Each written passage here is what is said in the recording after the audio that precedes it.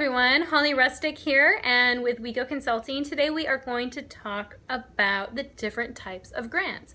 So we're going to look at federal grants, at state grants, and at foundation grants. Woo. So if you don't really know what to apply for, you kind of think, oh, there's just grants out there, so many thousands of grants out there.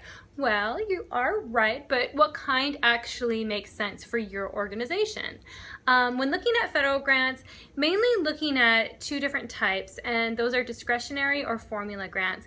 So if you're looking at formula grants, just like the word, it's based on a formula. And that's basically where the feds get together and they allocate their budget and they decide where the monies are going to go. And even within this, they know that there's a certain amount of money that they want to have, say, go towards Medicaid. So if your state gets that grant, they're actually going to be spending those monies on that specific purpose. So there's already a formula to it, and there's no competition in that arena for it. And you still might get some of these formula grants because the state might need you as a subrecipient to carry out some of the activities that are mandated by the Fed. See, it's kind of this pass-through funding. And then that way you can, but that's usually when people are, they're more asking you to apply. There's certain types that you can get as a subrecipient, but mainly what you're going to be looking at is discretionary. And just like the word discretionary, that people is more of using your discretion. Okay, so using your discretion means you can actually compete for these grants. They are competitive. So that's the basic two big types of federal grants. Yes, there's a couple other ones out there, but those are mainly the ones that you're going to be looking at. And even in that grant, so say a discretionary grant, you can have a regular grant, and that's just what it sounds like, kind of being a regular thing, or you can have a cooperative agreement. And a cooperative agreement is more, sometimes that can be like a research grant, or just any other type of grants, and that's when the federal government is really working side by side with you. So think of that's cooperative. So you're cooperating together, and they may even have to approve your budget first. They may have to approve all your key personnel that you're going to hire. So they're really involved in the process. You may have a lot of webinars that you have to take through the federal government. You might have monthly conference calls with other grantees and with your program manager at the federal level, just to kind of make sure you're on the right track and to make sure that you're reporting. So there's it's a lot of work to do a cooperative agreement, but at the same time, you do get a lot of training. So if you're a new organization, this might be something that you'd be interested in having. But at the same time, you're going to want to get, if this is a good grant, regardless or not if it's regular or cooperative, you're going to want to go after it if it really fits your project. So so those are the different types, and you can definitely see those on grants.gov. And so I'm just going to keep this really brief, but that's basically the main types of federal grants. Now, state grants, you can, once again, formula discretionary. Those are the two different types as well. But one thing to note is that there's also state contracts, and that's great. You can also get federal contracts, but you'll see maybe some more state contracts coming out, and they're still competitive to apply for. And basically the difference between a contract and a grant, well, there's many differences, but the main one is that a contract is actually a legal binding document where a grant isn't. So say if the grant doesn't go through as you thought it was going to go through with your objectives and everything, you may have to pay back money. You may get blacklisted from, like if you don't spend your money properly and all of that, you may have some things. I mean, you definitely want to watch what you're doing. But at the same time, if you don't follow through on a contract, you can go to jail. So it's a different type. I mean, saying that, don't run scared, screaming away from contracts, because contracts are, on some ways, many levels, way easier to manage than grants for the reporting side. But on the other hand, they are legally binding. So when you're looking at different types of funding, just be aware what they entail. And once again, going back to the mindset behind grants on a different podcast that I did, you have to think of this as a partnership. Now, it's just not free money that you're going to get and spend no matter what. You actually have different types of partnerships with different types of grants or contracts. Okay, so now going to foundations.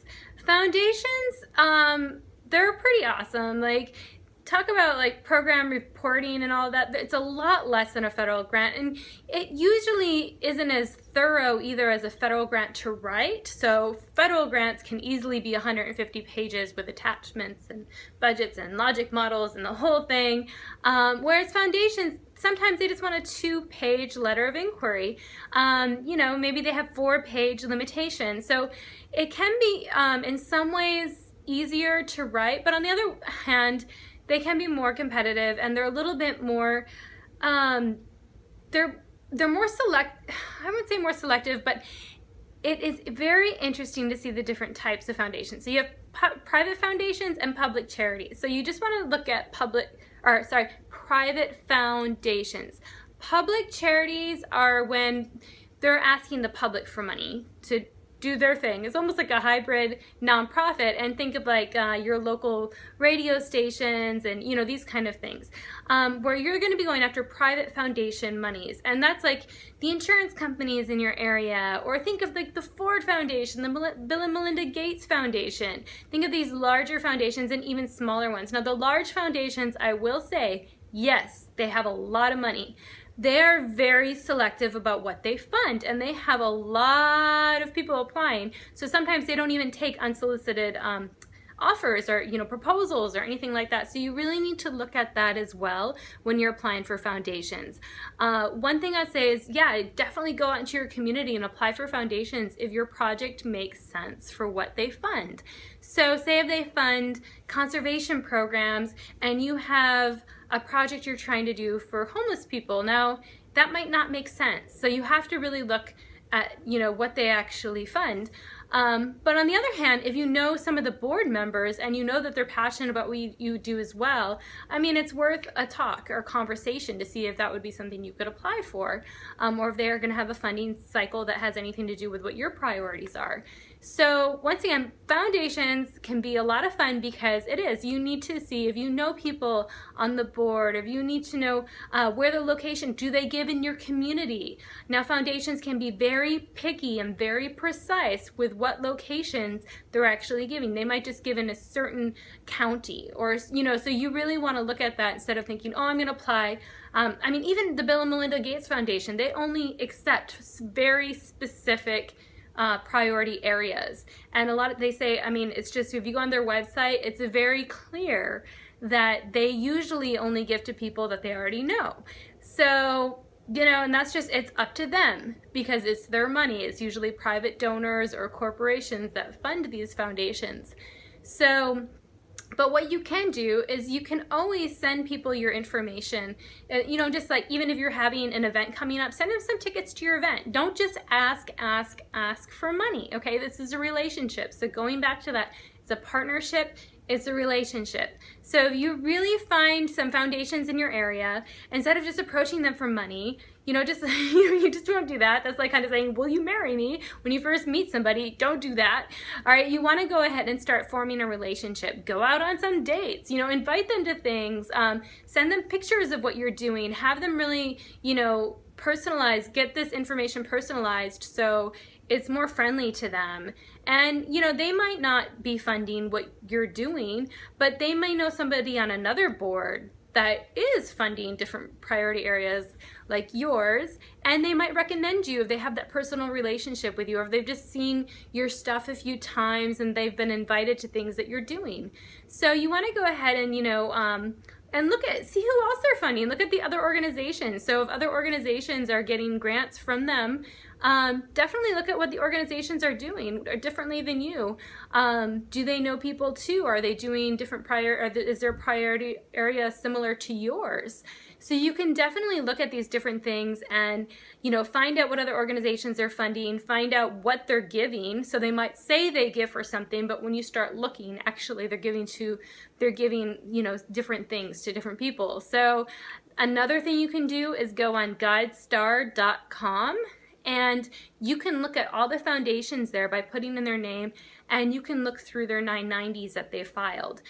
So that is public information, and that's a free service, free website to use, and you can go through and you can actually see who they've given to over the years, for what, and for how much.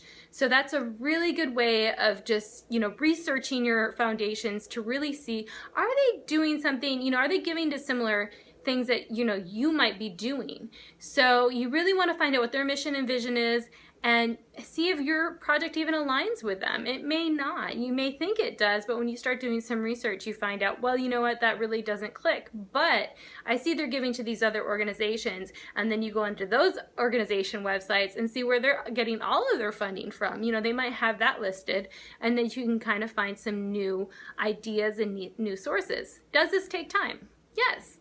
But will you have a better match than sending out 100 applications to 100 different places that are all the exact same application? You're going to waste your time doing that. I'm going to tell you right now, don't do that. Don't do the one-shot bullseye thinking that you're being productive, because you're not. Take the time to do the research and to really look at the different types of grants that you want to apply for.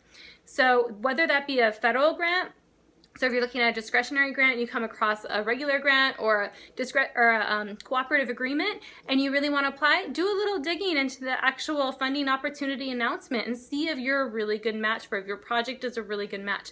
You don't want to spend 200 hours of preparing this grant application, among all your team, and then all of a sudden realize that you're not even eligible for it. So you really want to make sure that you know what kinds of grants there are, what they actually prioritize, and then make sure that you're in a place to be competitive in that process and really do the research. So federal grants, discretionary formula, and you want to go after the regular grants or the cooperative agreements. So for state grants, you can go after either one as well, and look at contracts too. Really look at what's going on in your state. And then of course for foundations, you want to go after private foundation funds, not public charities, and really do the research. Do they fund in your location? Do they fund for the priority areas that you're looking at? Do you know anybody on their board? Do you know anyone in their organization? Do you have anything coming up where you can start sending them and just making that relationship, making, here's some tickets to this event, here's this going on, this is what we do, hey, I just want to let you know. That's the way that you can really be more competitive in your funding, and those are the different types of grants and funding out there through the grants. So if you have any more questions on this, please give me an email, hollywego@gmail.com. That's HOLLY WEGO, like we go somewhere, @gmail.com. All right, I'll see you next time.